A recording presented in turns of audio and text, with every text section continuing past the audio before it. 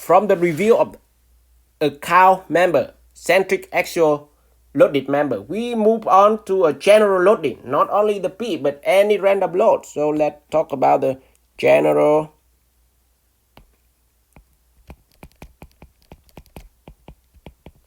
loading.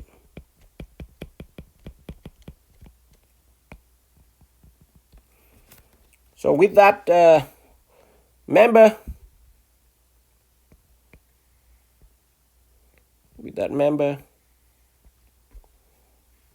then we have general load. So there can be not only the P, but we have F1, we have F2, any load that you have to think of, F3, F4, or couple C. Then with that, we also have the stress in that member. So if we get any point on that member, so let me zoom in here. If any block, let's get 1 point in that member. So with that here, we get one small block in that member there.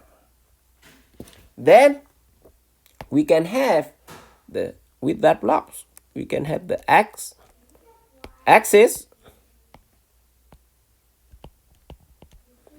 and then y-axis.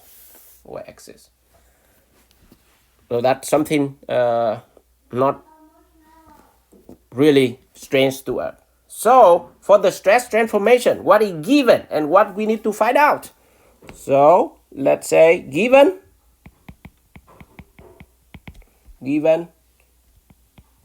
known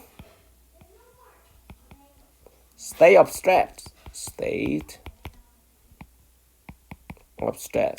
What is state of stress? And here I call it SOS. In the society, SOS is something else, but in here is state of stress. If you're not sure, go with very last portion of lesson 1. We know to define how to state of stress. So in this case, no state of stress in this case. That means that we know sigma x. So the normal stress in x direction of the point of the block that I cut out black block box in there. And then we also know the sigma, which is the normal stress in y direction, and also the tau, the shear stress in x plane and to the y direction. So that is given. So let me put that block out to see what is stress block before we continue.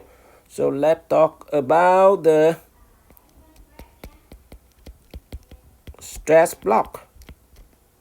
Let's move down to here a bit so that we have space later on. So it will be stress blocks.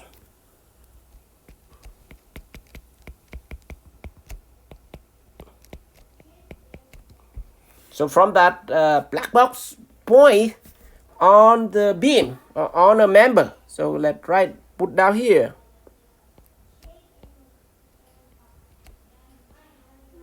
that block there. So sigma x, where is sigma x? So basically that is the normal stress in x direction. That is sigma x. Follow x direction. Where is sigma y? So of course in y direction.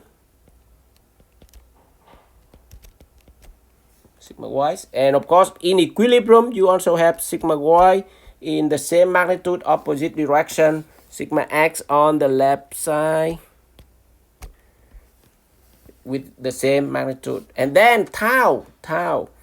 Any assume in this case we have tau x, y. Y have two, x and y in tau, and y sigma x and sigma y is only x and y. I will explain a little bit later on, but as you can see, to be in equilibrium, tau x, y, if I have it going up, then on the other side have to be going down to make it equilibrium. And that tau x, y in x plane, in the vertical planes, two vertical planes, right and left, rotate counterclockwise, then the tau on the horizontal plane, it have to be create clockwise so that they cancel out. So here, that will be the tau xy. So as you can see, you only need to find out one direction on one plane, vertical or horizontal, of the tau, the shear stress, and the other direction you can figure it out with the equilibrium of that stress flux. Now, before we go into detail, we want to find out why we point sigma x and sigma y and tau xy. So if you read the book, sigma x, so it by definition, it follows x axis, right? So what does that mean? Also by definition, the vertical plane, that vertical plane here, that vertical plane will be defined as a x-plane. Why? Because the plane is defined by the axis perpendicular to that plane. So because axis x perpendicular to the vertical plane, so that is, we call it x-plane. Similarly, the horizontal plane is defined by the axis perpendicular to that plane, so that is horizontal plane is a y-plane, as you can see there. So it plane defined by the axis perpendicular to that plane. Make sense? And at vertical plane, you have two planes, one in the right here and one in the left. So we have, in the right, we have it positive x-plane, vertical plane on the left. For the stress block, we call it negative x-plane or vertical plane. Similarly, for the horizontal plane, that is the y-plane, the top one is either positive y-plane, and the bottom, the horizontal here, that is the negative y-plane. So the plane defined by the axis perpendicular to that plane. That's very important. The next one is y tau xy, but not tau x. So as you can see, the first tau xy, so tau x, the first script x, is defined by the plane where the tau located. So the tau here, you can see shear stress, so it parallel to the cut face.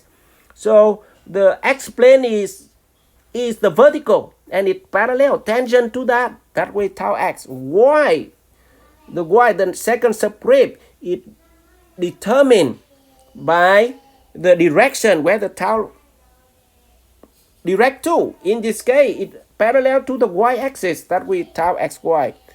It's not very important in 2D, but if you have 3D in that plane, you also have tau xz, and excuse me. So it in the x-plane, so the vertical plane, but it point the tau, it point to the z direction. So as you can see there, and in here, as you can see, tau xy, it also, if you want to define that one here, tau yx, and because that on the y-plane, and point to the x direction, and you can see that tau yx. And for the equilibrium, tau xy equal to tau yx. That y, don't make it simpler, we call it all tau xy. But if you read the book, that is tau xy and tau yx, and they happen to be the same. So that very important for the notation, etc. Before we continue for the next video to move on to do the stress transformation.